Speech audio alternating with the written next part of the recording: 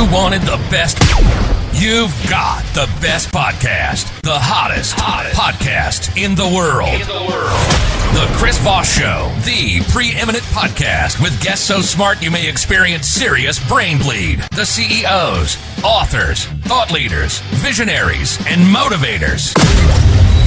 Get ready. Strap yourself in. Keep your hands, arms, and legs inside the vehicle at all times, because you're about to go on a monster education roller coaster with your brain.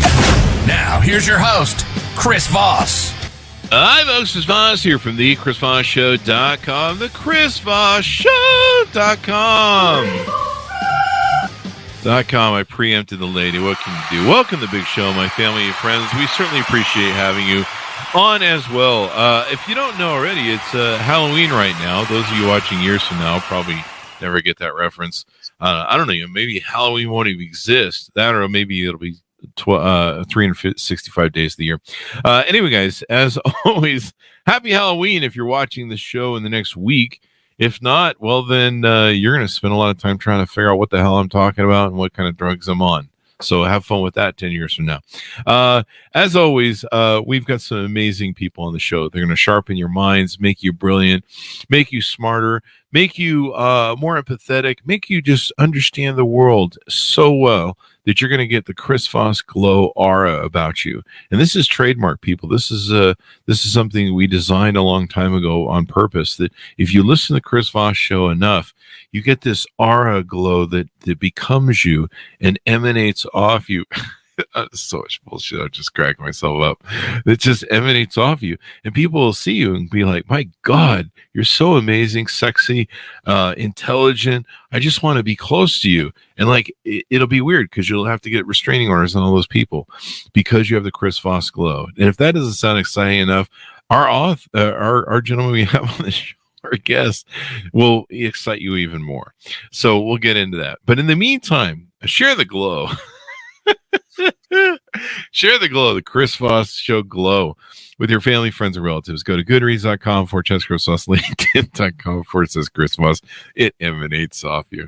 I don't know, YouTube.com/Chris Voss, and Chris Voss wanted to take that. I'm suffering from the glow right now. There's just too much glow going on. I think I overdosed on the glow. There's an overdosement of glow. So, as always, read the lawyer's fine print at the below of every Chris Voss Show glow to make sure you don't overconsume, because that's important. You'll end up like me, an addict on the Chris Voss Show glow.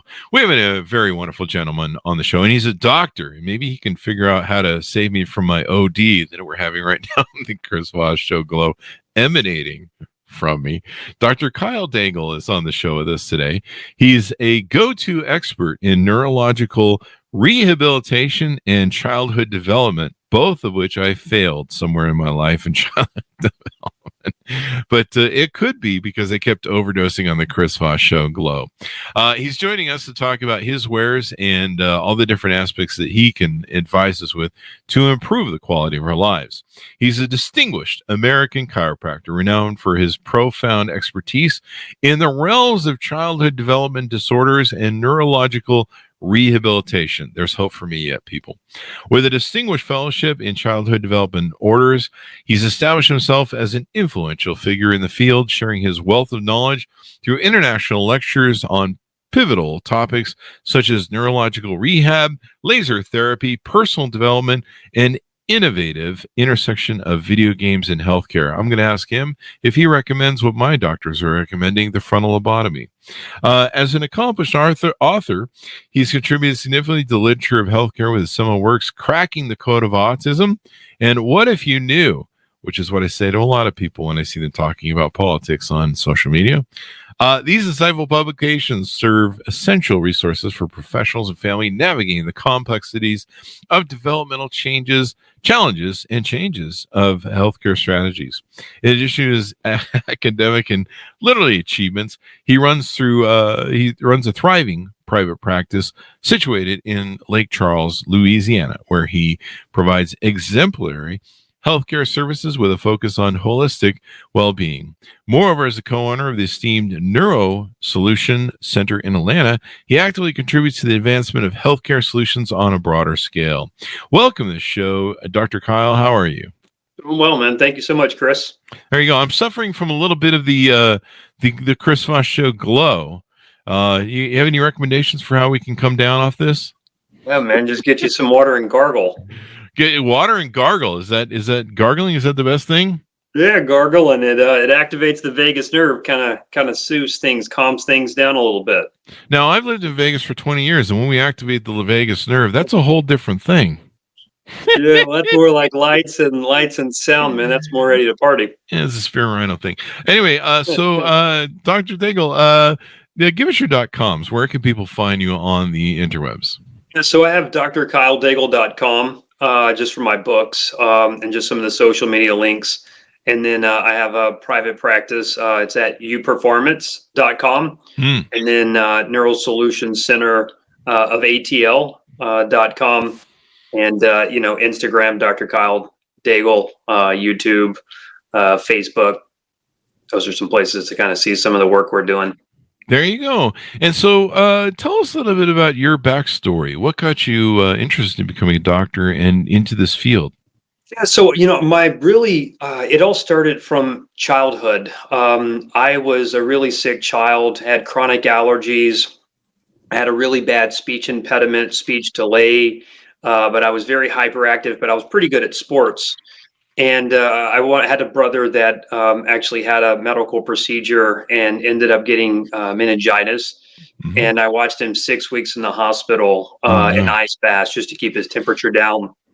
And I remember that the doctor just walked to my family and to my dad and told my mom and dad, say, hey, look, your son's going to make it. He's going to be okay. And I watched my dad break down in tears and he hugged this doctor.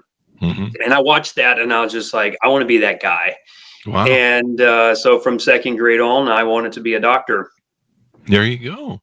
A lot of people say they want to be a doctor when they're young kids and stuff. Everyone asks you, what do you want to be when you grow up? And you're like, I don't know. A pimp, and whatever, doctor, astronaut, lawyer, all that good stuff. And but you ran with it, man. Good for you. Never faded. There you go. So what made you want to get into this sort of thing instead of maybe doing surgeries? Do you do surgeries at all? No, I don't do surgery. So what happened was I actually did, I was actually wanted to really be a pediatric oncologist. Had a really strong fascination of cancer. I did research in undergrad, and that kind of gave me a little pivotal, kind of insight as to how, the medical treatments are typically done. And, I remember calling my dad and telling my dad, I'm like, hey, Dad, I'm not going to go to med school. I'm actually going to go to alternative school. And he's like, what the hell is that? It's like, I want my money back. Yeah, I told him, I said, I think I'm going to be a chiropractor. And he's like, they're not even real doctors. And I was like, wow. I don't know. There's a very interesting field of school I was going to that I found talked a lot about, they had a background in neurology. Mm-hmm. And I had a background in nutrition. So I was like, if I can go into nutrition and neurology. And really the craziest thing was I was taking a neuro class and they showed me this guy who was actually like trimmer, and he was trimmering like crazy. And this guy puts on like some blue glasses and he stops his trimmer. And I remember asking the doctor and, the teacher, the professor, I was like, how did that happen? And he's like, whoever figures that out is going to be a rich man one day. And I was like, well, shit, that's what I'm going to do. I'm going to figure out exactly what's going on. And that led me to really studying the eyes. And I found that the eyes actually have some very powerful aspects into the brain. Oh, wow. And that led me into developing software companies and a laser company by figuring out how to basically stimulate the brain through, various things. I use sound, I use colors, I use eye movements, and now I make video games for rehab. Yeah. I've got a whole list of enemies here that need their brain stimulated. Can we send them over to you? Because they're dead. They're dead in the head. No, I'm just kidding. So there you go. But that's interesting that they, I would imagine so, because, when you put, blue light in front of you from your cell phone and different things, like if I can't look at my cell phone. If I get up to pee, in the middle of the night, I can't look at that cell phone. If that blue light hits my eyes for that cell phone, I'm awake. I'm like, oh, let's get up and do stuff then, I guess. But I'm, deadbeat tired. So that would make sense, There's an interesting thing to that. And Albert Einstein is an incredible smart scientist, and he came up with this equation, E equals mc squared. Mm-hmm. Okay, so just take this concept from a very basic, and so energy equals mass, and mass of basically every cell in your body times the speed of light. Mm-hmm. And what's happening is we have this thing called a circadian rhythm, which is our sleep cycle. Mm-hmm. And our sleep cycle is naturally designed to basically really be exposed to the sun. And so after the sun goes down, our eyes are naturally not designed to see a lot of light. I mean, we're designed to see dark or maybe like a candle or fire. Mm-hmm. And when you expose your eyes to basically blue light from your cell phones, even from your light switch, to a television, it can disrupt your circadian rhythm, which is your sleep cycle. Mm-hmm. And this is one thing that we're seeing with a lot of people, like, myself, people that are, on screens a lot, is that, it can alter your sleep cycle because of it's distorting the way that your eyes and your circadian rhythm naturally, integrate with one another. Yeah, it definitely will. I mean, I think more and more people are learning about blue light and circadian rhythms and stuff. We've had lots of doctors on the show that have talked about that. I even started doing a thing where when I get up and have my coffee in the morning, I go sit in the sun, get my vitamin D the natural way, and try and start that circadian rhythm. But yeah, I mean, I have a giant stupid ass screen in front of me that I sit at all day long, and it's a wonder I can sleep at all the way I use screens. So let's talk about some of the stuff that you do with your practice and how you help people. You deal in different things like traumatic brain injuries, which I have a whole list of people for you. Gut brain health, which I'm pretty familiar with. Autism. Biohacking and childhood development disorders, which I also have a whole list of people for you to look at. Where should we start? Well, I think that, probably to lay it off is actually, I think that everything really starts behind childhood development. Mm-hmm. And I think that the biggest problem in our whole healthcare is when you take your child to a wellness visit, the kids aren't really being properly assessed, in my clinical opinion. Doctors are just checking height and weight. And really, as a parent, your main concern is for your kids to hit big milestones, like being able to make eye contact, roll, crawl, stand up. Uh-huh. And there's something called primitive reflexes, and it's actually basically how the brain builds its developmental stages. And these doctors aren't checking for this. So as a parent, you don't realize that your child could potentially have a developmental delay, although they're hitting these big milestones. Mm-hmm. And what's happening is these reflexes set really the foundation of how the brain's going to develop. Mm-hmm. And this is one of the leading causes, in my personal opinion, to people who have ADHD, dyslexia, even autism, is because what's happening is you're having abnormal activity in the brain. And the question is, well, why are you having that? And it's because the brain is not naturally developing by integrating these reflexes. And then it's wild. And that again goes back to, even when someone has a traumatic brain injury, whether it's a minor concussion or even potentially like, a pretty good, motor vehicle accident, someone, getting hit in the head, they can actually revert back to, a couple of years in their kind of cognitive aspect or their maturity. And, the way that we bring these patients back out is actually through childhood development.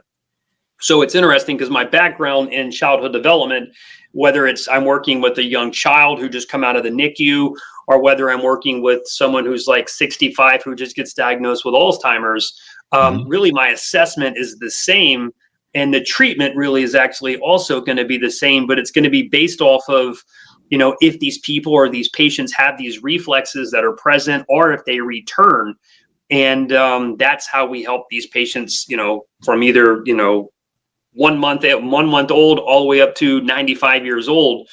We help basically, improve the brain development through assessing these childhood development primitive reflexes.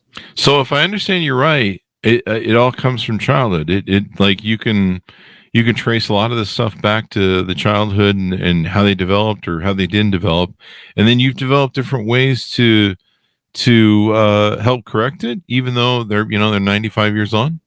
Well, what's happening is these reflexes deal with certain parts of what's called the brainstem. So like we have these things called cranial nerves, our senses. Mm-hmm. And, we have 12 cranial nerves, and they situate in different parts of the brainstem. And that's where these reflexes reside. So when I look at someone, I'm looking at everything. I'm looking at their pupil size. I'm looking at their facial tone. I'm looking at their head tilts. I'm looking at, how they basically just interact with me. And I think that, taking a really good case history, because a lot of times, like if, for example, I work with a lot of Navy SEALs. If I get a Navy SEAL, that person typically rehabs and recovers from a brain injury a lot faster than the person who's basically playing video games and sitting very sedentary. Yeah. And it's because of how active the brain is. But I just take really good case history. So, my clinic's not an in and out type of clinic. I really have to kind of dig in and figure out, like, I always ask patients, like, do you know if you crawled when you were a child? And they're like, well, shit, I don't know. I was like 50 years ago. But what's happening is there's patients who have like when you look at people and they have like a deviated eye, and that person's not looking at you normal, that typically is something that could have happened as an infant, that they miss some of these reflexes, and then it translated into visual disturbances where they're literally having a deviation in their eye. Wow. It's pretty wild. Yeah. I mean, we talk a lot on the show. I mean, it seems one of the big themes seems to be on a lot of the show and authors we interviews, childhood trauma and its effect across life. But this is interesting how this sort of neurological development affects people through their whole lives as well. I had severe ADHD in my teens, and had it probably throughout most of my life. I've had to take depression meds twice in my life and I probably need them now. I'm probably, clearly I'm too high on the Chris Voss Show glow. So there's that problem. So you developed something called, or I don't know if you developed it, but you used something called photobiomodulation and neurological rehab equipment. How does that work? So it's based off of light. So what we do is my partner and I, Dr. Brandon Crawford, we own a company called NeuroSolution. It's a laser distribution company. So we distribute red lights. Like if you see those red light panels, the actual we have a handheld laser that he and I got together and we pre-programmed settings. So what we do is we use these lasers over different parts of the body, mainly really try to really put them over arteries. So basically red light improves circulation. And so when we see someone with like a brain injury, for example, in like the left frontal lobe, we'll put a laser over their left carotid artery to get blood flow to the left frontal lobe. And then we'll do rehab, for example, like maybe on the face or on the tongue or visual or sound or vibration. And we'll basically use all this sensory stimulation to basically enhance function of the frontal lobe. And the laser just assists the enhancement of blood flow. There you go. We've had some people who've come on the show that talked about red light and infrared light. Right. And I guess it's FCC approved, FDA approved, FCC approved, maybe both. FDA approved. There you go. And it's interesting how it works. I've used the devices on my muscles when they get locked up and stuff, and I've been really impressed with it so far. I'm just kind of really blown away by something that seems like simple technology. Thanks, Kelly. This is a fascinating conversation. Geeking out on, she says, from LinkedIn there. So we're having fun. Now, one thing you help people with, I assume you do, is in autism or diagnosing with autism. How do you work with autism folks? So I kind of have a big comprehensive approach. So one is that, a lot of autistic kids, they have a lot of specific like motor mannerisms. So they'll like repeat things, typically don't have really good coordination, don't make good eye contact. And a lot of times these kids have like really bad digestive issues. So what I do is, I run a lot of labs. So I run stool samples to check what their gut kind of looks like. I run urinalysis. What I've actually found that's very, intriguing, what I'm kind of like, lecturing and part of my book was about, is that so far, I have 63 different countries of patients that come and see me actually in my practice. Every single child that I've tested across the entire globe has actually tested positive for mycotoxin exposure, which is mold exposure. And it's very interesting. So there's this big concept with the gut-brain connection. That I think you're very, familiar with. And I feel like they're missing something, and it's called the sinus gut brain connection. And we're actually seeing that these kids are actually having calcification, so whiteness. Basically, they're having fungus actually in their sinuses, and it's directly impacting their frontal lobes. And then it's also impacting their brainstem, which is why a lot of these kids can't speak. So, and so what I'm able to do is basically I check the urine for nutrients. I run something basically a mycotoxin check for mold. Run stool samples. I actually run blood to see something. It's basically a brain profile, so I can see what's going on in different parts of the brain, different chemicals, neurotransmitters. Wow. And then I also run what's called a QEEG. So it's like an EEG, but it's called qualitative EEG. So if I can, I'll put a skull cap on these kids, and I'm actually able to see what the electrical activity looks like. Wow. And what I do is I actually try to balance out their brainwave activity. So a lot of these kids have, so you have delta waves, which are a very low wave.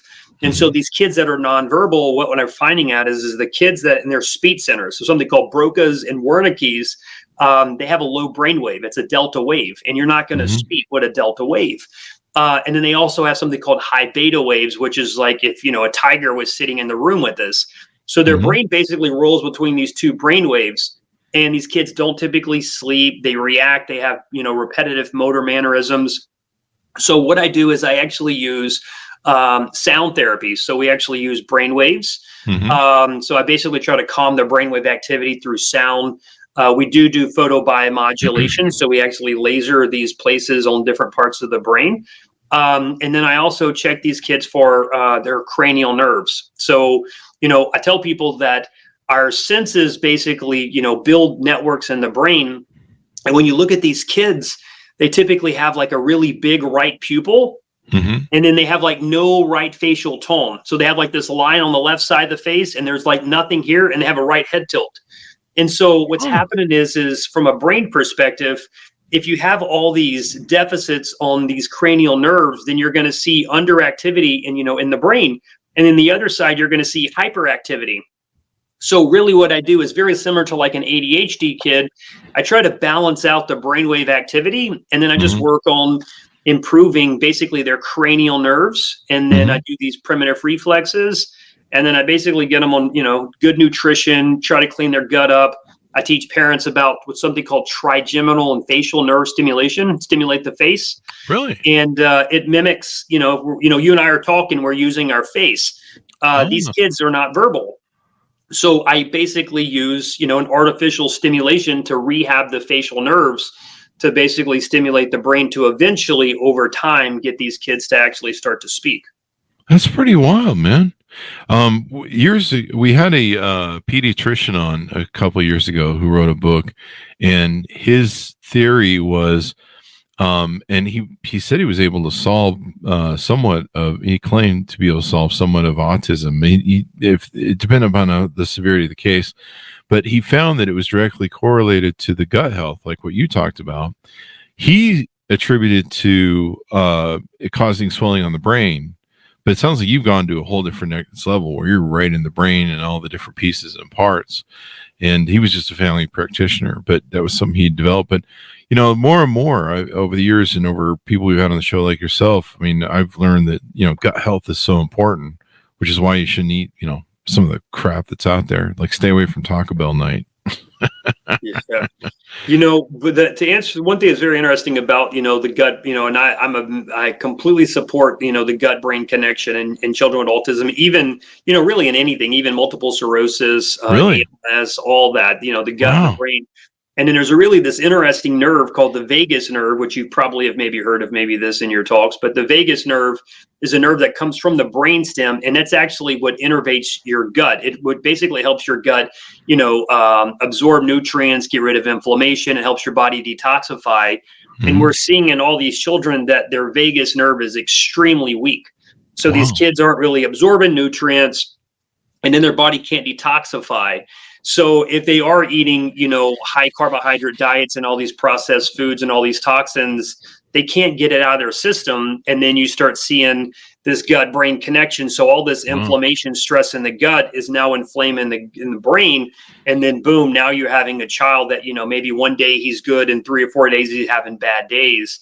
And, but I think that the missing link is also too, is that we're neglecting the sinus, brain, sinus, gut. Because if you just clean the gut up and you neglect the sinuses, well, then, you go to sleep at night, you get a postnasal drip, and then boom, it repopulates into the gut. And I've seen this with parents. They're like, Serious? look, Wow. I tried all these diets. It's not working for my kid. And they're like, look, I can show you, this is the supplements. I'm going to have people that come in there on like 50 different supplements. And I'm like, whoa, that's way too much for your kid. And so then I basically run this mycotoxin panel, and their mold levels are through the roof. Really? And they're like, where the hell's this stuff coming from? And I'm like, well, look, there's a lot of things. Because these kids have poor facial tone, when they do get exposed to mold, whether it's in a home, whether it's in school, whether it's in churches, it can be just in the environment, the nerve is actually really weak to the sinuses, so it can't clear it out. And then if you smell something, you can get a memory of, grandma cooking something for Thanksgiving, 10 years ago. So anything in the nose can make its way into the brain. And this is what they're seeing in Alzheimer's. You can actually, it's called the peanut butter test. This is crazy that they're showing that you can detect Alzheimer's disease typically, 5+ years by actually literally having a difference in the way you smell between your left nostril and your right. I think it's like 7 centimeters is actually the research. Really? Yeah, they're showing that we're getting basically beta amyloid plaques in the brain, and they're showing new research that it's actually coming from, basically, it's called nasal dysbiosis. So abnormal bacteria in your sinuses that's directly impacting the actual brain. Wow. And we're seeing kids. I got to go take the test after the show. It's crazy. How to do a peanut butter test to test. So basically it's like this. This is how it goes. So you take basically peanut butter and you close your eyes, and then you just like, the natural thing is someone has like a roller underneath your nose, and you just try to see when you can smell, and then you switch the other nostril, and you'll notice that you can see this big difference. Like you might smell here, and then the other side nose might smell way down here. And that's actually an abnormal function, because you should be able to smell, basically symmetrical. So if it's basically 7 centimeters, I believe is the research, then, there's a potential that there's maybe a risk for Alzheimer's, and someone should get, checked for, plaquing. Maybe someone should check that peanut butter. No, I'm just kidding. Oh, I know, but what's happening to these kids, back to that, because I'm ADD myself, but these kids are eating high carbohydrate diets, and they're showing that a lot of these grains could potentially, harness mold. Basically mold spores. And so if they can't get it out, then boom, it's either the sinuses or the gut that actually impacts receptors in the brain. There we go. Specifically. I think Kelly's having the Chris Voss show glow a little too much now. She's freaking out over all this stuff. So there you go. This is really insightful. So how do you work with people? People in the audience that maybe suspect that their kids maybe are having issues, or maybe their kids have autism. I have friends who have autistic kids. And they put in a lot of work, and it's challenging. So how do people reach out to you if they can work with you and need help and stuff like that? Yeah, well, the first thing, so my book that's actually, so it just got published, is coming. It should be on the market next week, actually. But that right there is like 17 chapters. I think I wrote like 406 pages. I cover like everything, A to Z of just everything I've seen personally, clinically. So there's a lot of education in that. I do consultations where, I typically do 2 consults a day virtually, just because I have a pretty busy practice. So people typically can reach out to my practice. I have a lot of intake forms that they have to fill out, so I can kind of get a good idea. And then, we do lab assessments on these patients. So I do work virtually. But then really what really kind of makes the big difference is I have what's called an intensive rehab practice. So families typically bring their kids to see me, or even, people with brain injuries. And I'll work with these kids anywhere from 2 weeks up to like 6 weeks. And we're actually doing over 20 hours a week, typically on an average for rehab. Then I send them what's called a home care program. So these are exercises and stimulation that they need to do on a consistent basis. And then there's follow-ups. That's typically how I work with children. And then, I do online coaching every month, where I just get parents. My whole goal is, I'm a child who had speech issues, so I want every kid to find their voice. Oh, wow. So I educate parents, and then I use my social media to just constantly keep pumping, videos and different educational content to hopefully, Because there's a lot of parents, as parents, friends. It's just frustrating, man, because you don't really know where to navigate, and it's just like the parents just kind of get pawned off. Where your kid has autism, just deal with it, and deep down inside, these parents know there's something out there. And, I just hope to be at least some sort of insight to let them know that, there are things out there outside of just taking medication that you can do. But it's not an easy journey, and it's not for everyone. And that's where, it is a tough world. And that's wonderful that you do that. I've seen my friends navigate their autistic children. Is there any way I can get an affiliate code for people that refer to you have that brain damage? Because I have a lot of people I come in contact with every day, especially on social media, that brain damage. So I could probably make you a lot of money. No, I'm just kidding.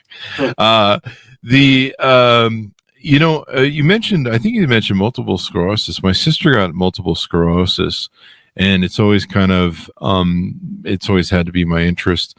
And it was always interesting to me with multiple sclerosis. I don't know if these facts are true, but to the best of my knowledge, they are.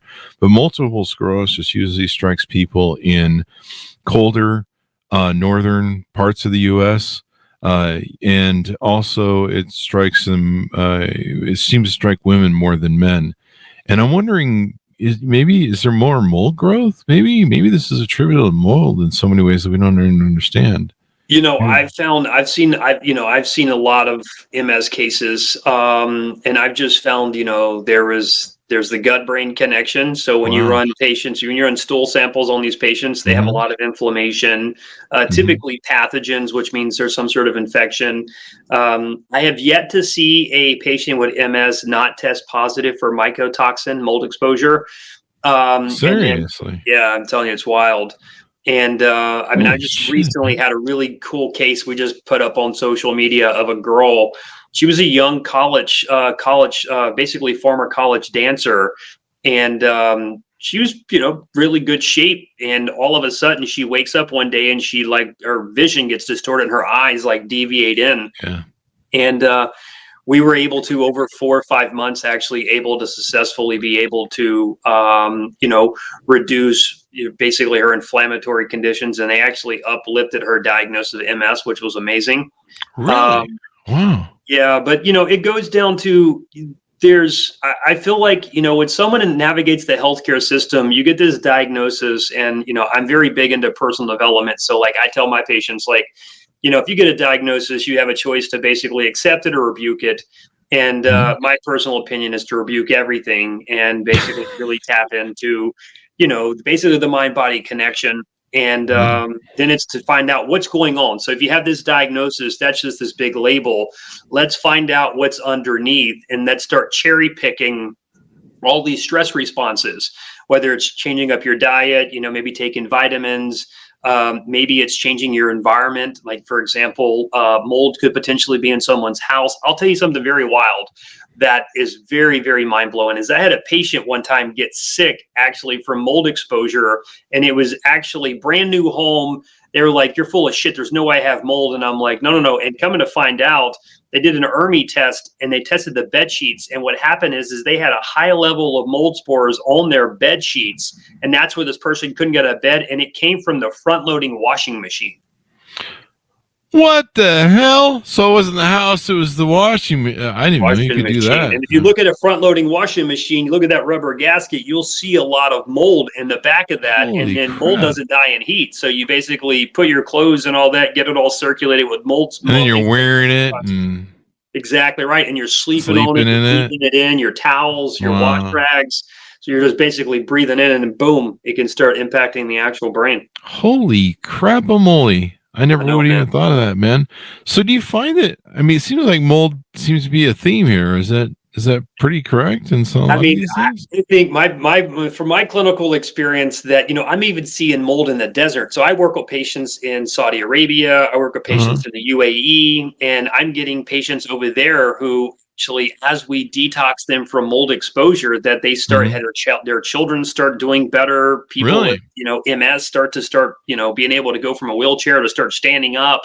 And mold, in my opinion, is it's the number one pretty much priority outside of parasitic infections as like a pathogen response for the immune system. My opinion. Wow, that is wild, man. You maybe want to do one of those what are the termite things where they put up a big tent and just demol my whole house? Is that possible? I don't think it is it? I don't know. How do you test for mold? So basically what they do is they can do air quality control where they can actually do like air samples. My favorite test is called an ERMI test, where it's like a glove. They go and you kind of swipe, swab, and then put it and send it off. And it'll kind of give you a good idea as to if your house is basically inhabitable. Which, I mean, it's, I live in the South. I live in Louisiana, which is very moldy. It's very interesting. But yeah, so there's that. But mold grows in very common places like your bathrooms, your windowsills, washing machines, dishwashers, ice maker machines, air vents. And then again, people who have like kind of high humidity places. And again, when it snows, it's very interesting because you get all this water and it can actually get between the shingles and then seep in. And people who have foam insulated roofs potentially could have a leak and they don't realize, and it's basically rolling throughout the whole house. But yeah, mold is scary from a neurological perspective. I just Googled something and there's a mold and mildew air purifier. Yes. I don't know. Yeah. I got them in every room. My clinic has them. My home has it. Really? I'm like, look, I'd tell you this. I see patients with seizure activity. So epilepsy, that's another big thing. If no one knows why someone has, epilepsy, I always tell them run a stool sample, run a mycotoxin panel. And then basically as you start to, clean the gut and the sinuses up, now you're removing that stress response to the brain from either the gut or the sinus to the brain. Mold and mildew air purifier. One thing I've always had trouble with is, ever since I was about 45, 47 is, during the winters, we have to keep a humidifier and run it pretty heavy during the winter. And sometimes I wonder if any mold or mildew builds up with the thing. That's pretty wild. So, CPAP machines too, man. I've seen CPAP machines. People get sick from the CPAP machine from not cleaning it. The dehumidifiers from. Serious? I'm serious, man. Wow. Holy shit. You're making me want to go out and buy one of these mold and mildew air purifiers for my house now. That is crazy. So now I've got your book up here. You're from 2017. You've got a new book coming out. Is it going to be on Amazon? Be on Amazon, Books A Million, Barnes and Noble. Okay. What's the name of it? Cracking the Code of Autism. Okay. I made this book because at first it was going to be Outspeaking Autism, but I had a really good friend of mine, a writer. He told me, he said, Kyle, you know what? You're going to have to cause controversy. He said, so if I saw Cracking the Code or I saw Outspeaking, he said, I would buy Cracking the Code. And I know it's a sensitive subject to some families, but when they read it, they'll see that it's out of pure kindness in my heart that I wrote this just to really, the title is just to attract people. And then inside of it is just very supportive of what I've seen clinically. Because I've helped a lot of kids around the world speak and, train other doctors and kids to speak. And so the goal is to hopefully one day help a parent find their child's hidden voice. How soon do you expect it to be up on Amazon? So it's done. So next week it's going to be released. Okay, cool. And you should get us a cover. We'll put it in the show video here, so that people can have it if you have a cover picture. But this is really insightful. Holy crap! I mean, you turned me on to a whole new paranoid obsession about mold and in the air. But I've been concerned about it because, last winter, the humidifier was running so heavy. It actually started, the doors wouldn't close. And we were like, okay, well, we should probably dial this thing back. And so we did. But I was like, I wonder if we're going to get mold growing in the house. Yeah, I mean, it's crazy, man. Jesus, wow. I got sick a couple of years ago from actually this, but, I work a lot in Europe. So I'm back and forth. And in Europe, it's like a really massive problem over there because if you have all those old ass buildings and, it takes you typically 2 weeks to actually kind of recover when I go to like London, or now I'm actually working in Croatia. And yeah, it's just being, I bring in, my wife makes fun of me all the time because I have like a little, like my little baggie of like supplements and stuff that I take. And I always bring a little small portable air purifier just because I'm in and out of hotels and, carpets. So people are wet taking showers. Oh, yeah. Yeah. So That is crazy, man. That is crazy. Well, we've learned a lot of stuff. And I'm just gonna start drinking bleach. Don't do that, people. That's just a joke. Don't do that. I guess hydrogen peroxide, baking soda, white vinegar, borax. I think there's some people taking that for COVID. Don't do that, folks. But yeah, this is really, now you got me all paranoid about mold. I'm gonna have mold nightmares now, Doc. But this is good data. This is good information, and people should pick up your book. Give us the title of the book one more time. Your .coms we got, so people can find you on the interwebs. So, Cracking the Code of Autism is my new book being published. I have another book. It was called What If You Knew? Basically just over just basic, small, common things that people don't really know about. Private practice is uperformance.com, NeuroSolutionLC.com, NeuroSolutionATX.com. And I have another company called neuro-solution.com. That's my laser company. And then I have my video game company called neurosage.com. There you go. And my mom suffers from asthma. I wonder if that has something to do with mold and development. Seriously? She's got mold. Holy crap. And she has a CPAP machine too. So there you go. All right, well, we're going to look into that. Maybe we'll get her one of these mold and mildew things for Christmas. There you go. So this has been really insightful. This has been really insightful, Kyle. And thanks for the nightmares. But no, I mean, this is stuff that's really important. And then it's great for autism kids. And yeah, if you can heal this stuff up, that would be awesome as well. Well, thank you very much, Doctor. We appreciate you being on the show. Thank you, Chris.